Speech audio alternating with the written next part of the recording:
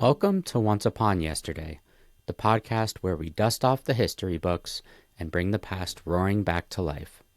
I'm your host, James, and today, we're heading to somewhere sunny, figuratively and literally. We're traveling back to a land of olive groves, blue seas, and people who somehow managed to invent democracy, theater, philosophy, and gym memberships that didn't involve Instagram posts.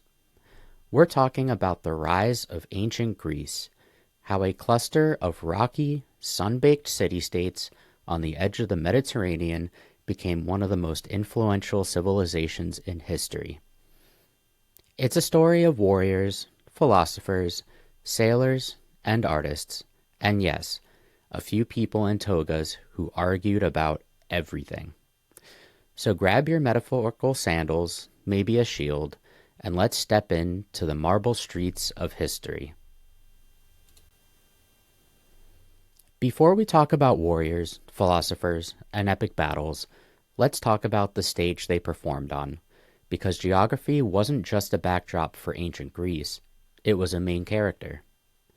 Now, close your eyes and picture Greece. No, not the glossy travel brochure version with infinity pools and Instagram influencers. Picture the real thing in 800 BCE. Jagged mountains that slice the land into pieces, narrow valleys, rocky soil that laughs in the face of wheat farming, and a coastline so twisty it looks like it was drawn by a distracted toddler. These mountains? They weren't just scenic. They acted like giant stone walls, making it hard for large kingdoms to form. Instead, you had clusters of independent communities, polis, or city-states, each with its own government, military, and way of life. It's like one big family where nobody agrees on dinner and everyone insists on running their own kitchen. Now here's the thing. While mountains kept them apart, the sea brought them together. Greece is practically drowning in coastline, over 8,000 miles of it when you count every bay and island. And they had lots of islands, thousands of them scattered like breadcrumbs across the Aegean. For the Greeks, the sea wasn't an obstacle, it was a highway. They became expert sailors, hopping from island to island, trading goods, ideas, and occasionally insults. And let's talk climate. Summers, hot and dry. Winters, mild and rainy. Not exactly great for giant grain harvests, but perfect for olives and grapes, two crops that became economic gold. Olive oil wasn't just for cooking. It was used for lighting lamps, cleaning skin, and probably starting more than a few arguments about which city made the best batch. Wine? Well, wine became the social glue, served at symposia, fancy drinking parties where politics, poetry, and philosophy all got mixed with questionable dance moves. So when you add it up, mountains that bred independence, seas that encouraged trade and exploration, and a climate perfect for high-value crops, you've got a recipe for civilization that's not only tough and resourceful, but also deeply connected to the wider world. Geography didn't limit the Greeks. It pushed them to think, build, and explore differently from the start. Now that the Greek stage is set, let's meet the main cast, the city-states or polis. If you've only ever thought about ancient Greece as one big country, here's the first plot twist. It wasn't. Ancient Greece was more like a collection of fiercely independent mini-nations, each doing its own thing. They shared the same language, worshipped many of the same gods, and loved telling the same myths. But politically, they were about united as rival sports teams during playoffs. And the two biggest stars of this drama were Athens and Sparta. Think of them as the Taylor Swift and Kanye West of the ancient world. Talented, famous, and locked in a rivalry everyone talked about.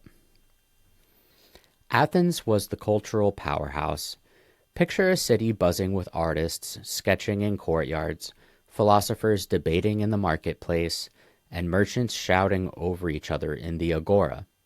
Athenians valued education, public debate, art, and civic participation. If Athens had a modern-day slogan, it would be something like, "We talk, therefore we are." Meanwhile, Sparta was running on a completely different script. If Athens was the lively arts district, Sparta was the elite military training camp. The whole society was geared towards producing disciplined soldiers. Boys were taken from their families at age 7 and enrolled in the agoge, a state-run training system where your day involved running, wrestling, spear practice, and learning how to endure hunger without complaining. And if you did complain, well, you probably had to run more laps. In Sparta, luxury was seen as a weakness. Meals were famously simple, like the notorious black broth, a mix of pork, vinegar, and blood.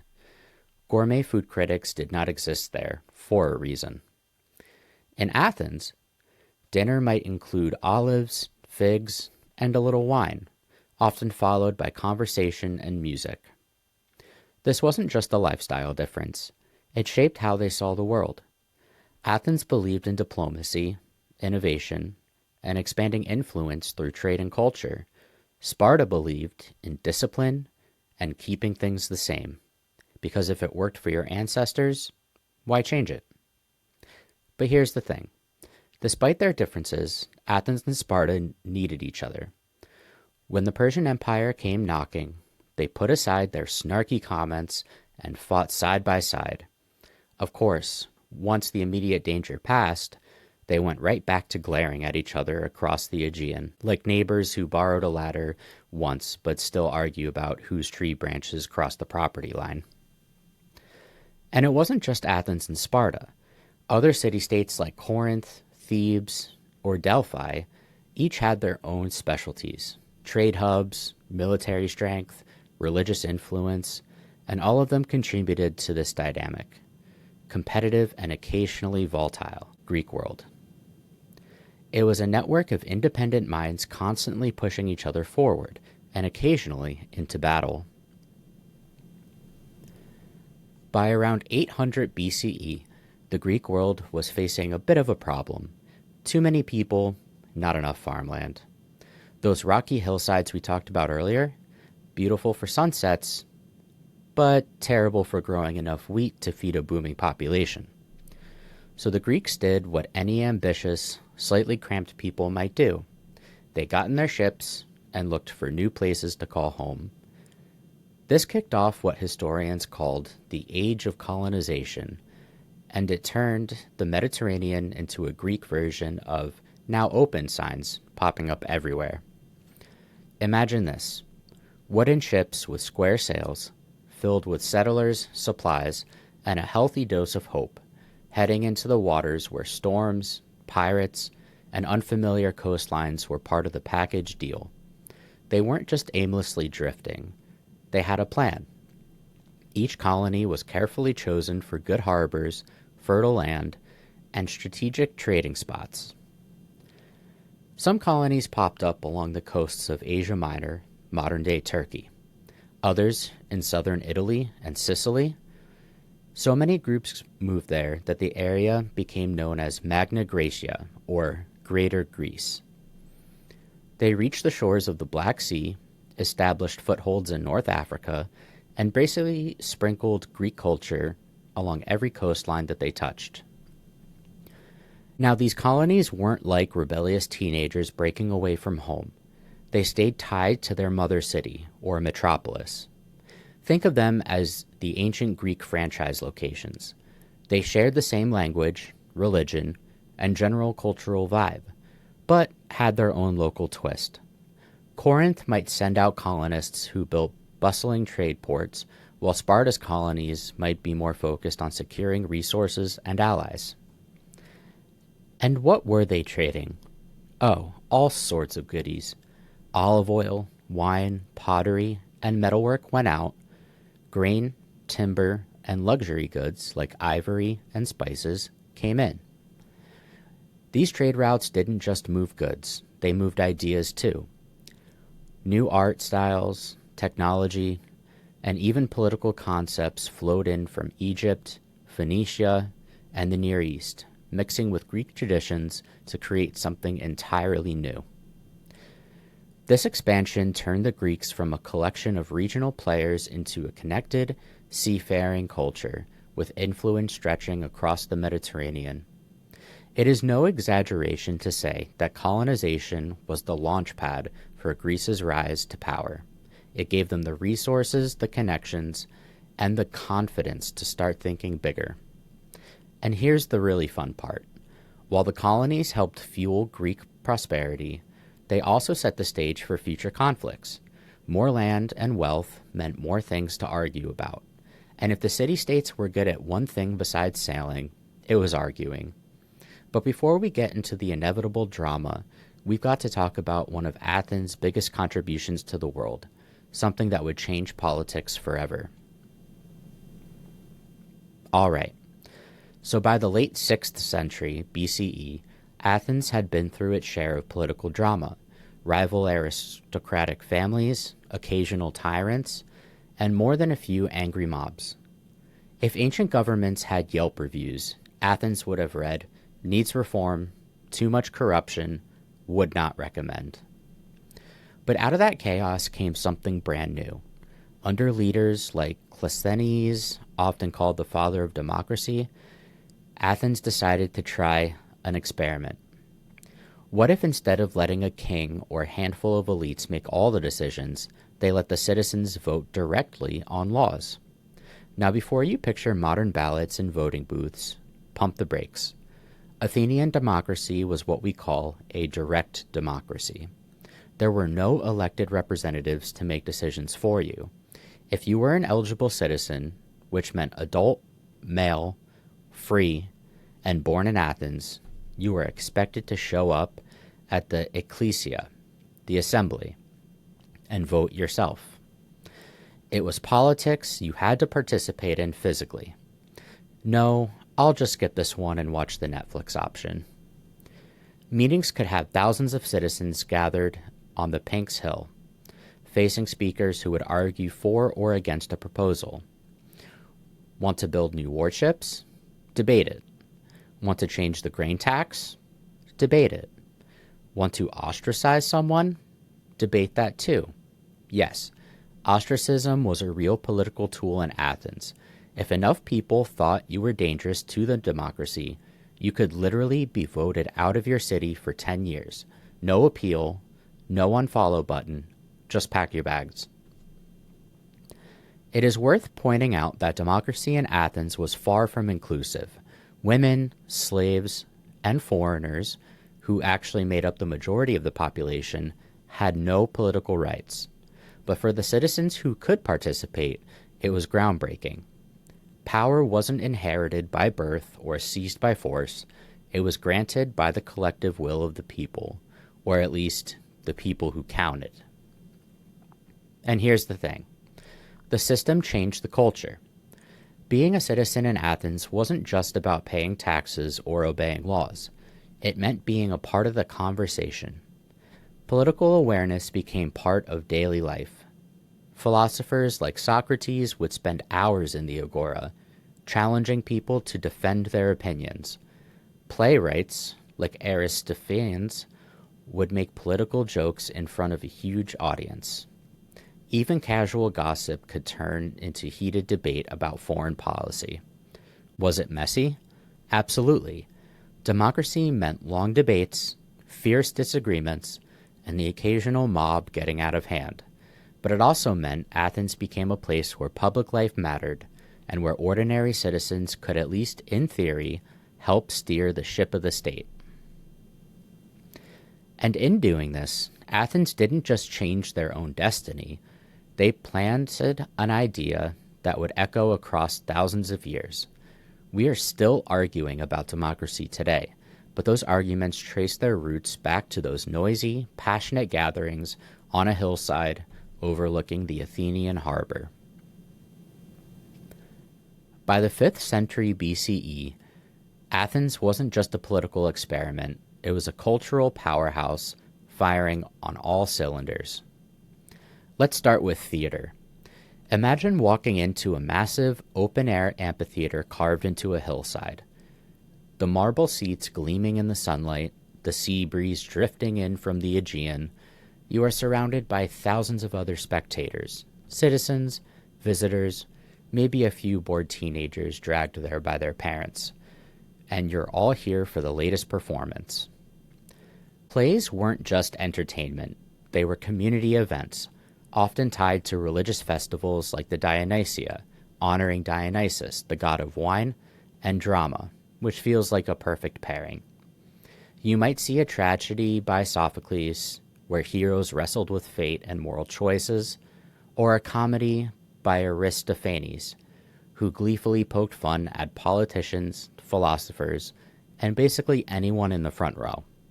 The actors wore towering masks so the audience could see their expressions from far away. And the chorus, yes, an actual singing, dancing chorus, would step in to comment on the action like the world's most poetic sports commentators. Now, just a short walk away, in the Agora, the marketplace, the intellectual scene was just as vibrant. This was Athens' beating heart, a place where you could buy olives, gossip about politics, and stumble into conversation with a philosopher who would change how you see the world. There's Socrates, standing barefoot in the dust, stopping random passerby to ask them awkward, uncomfortable questions like, but what is justice, really? You can't just mumble an answer and walk away. Oh no.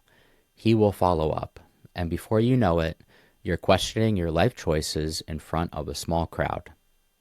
Then you've got Plato, a student of Socrates, founding the Academy, the world's first higher learning institution. Here, students debated big questions about reality, ethics, and the perfect state. Let's not forget Aristotle, Plato's student, who studied, well, everything.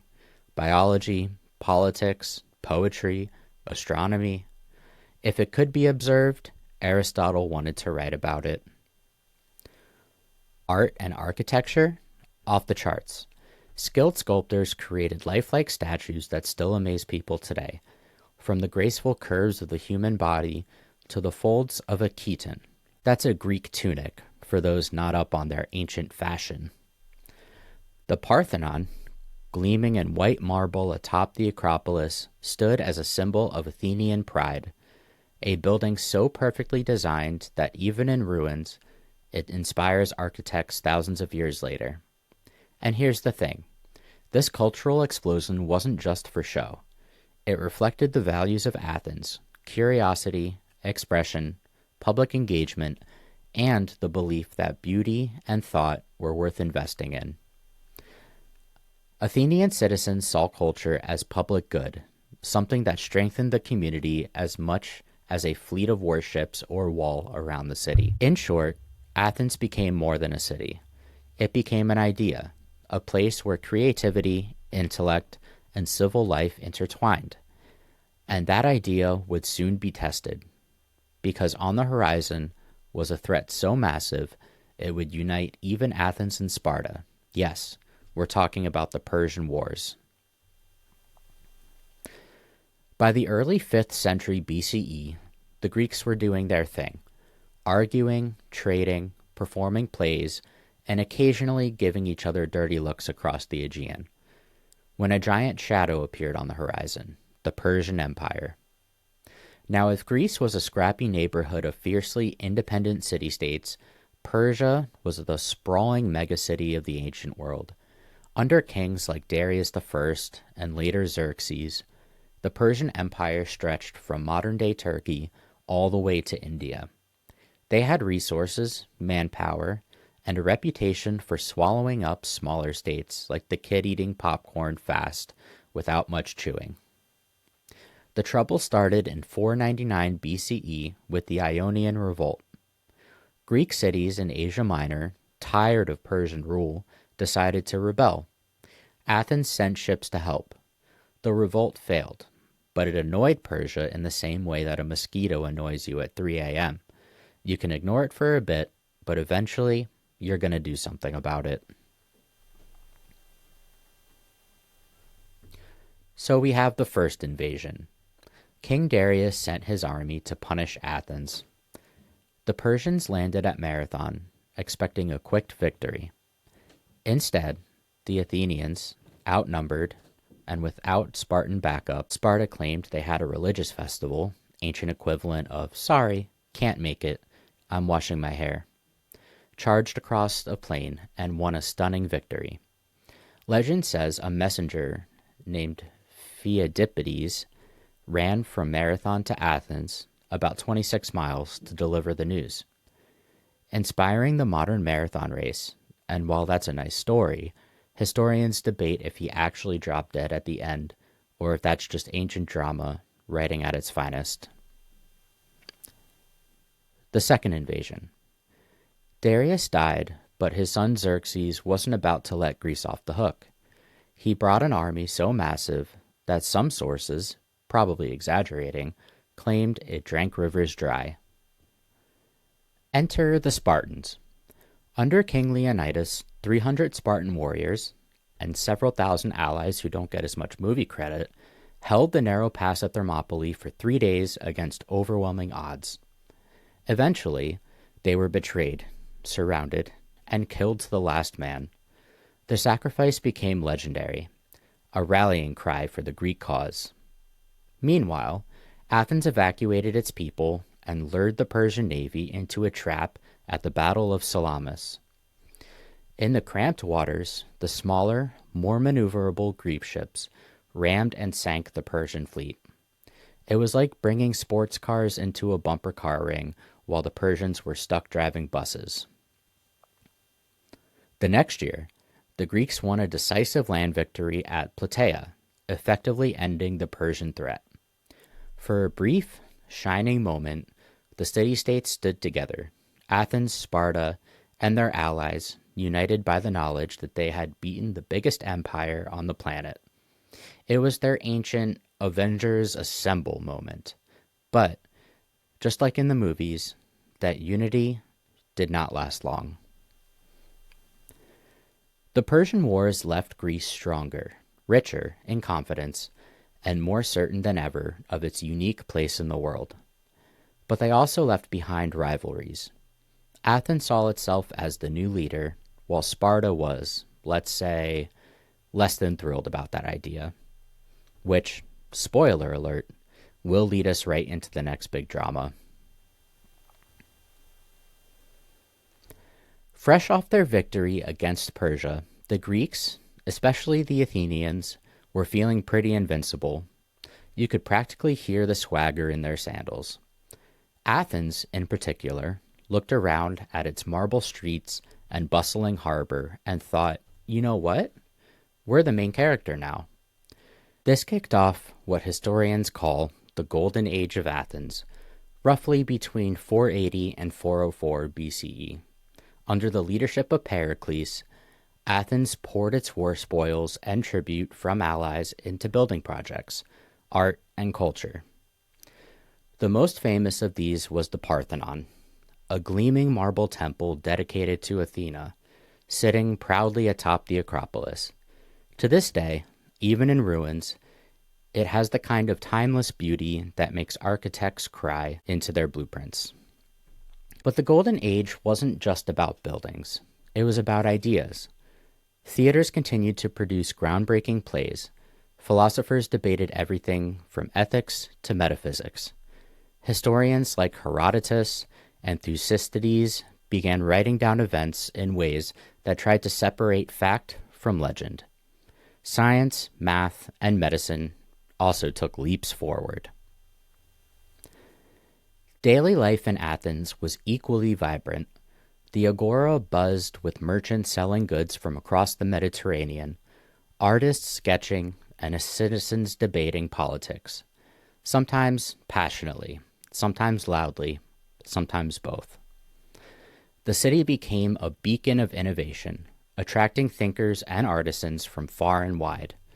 But here's the problem with success. It tends to make other people nervous. Athens led the Delian League, an alliance originally formed to defend against Persia. Over time, though, Athens started treating it less like mutual defense pact and more like their personal empire.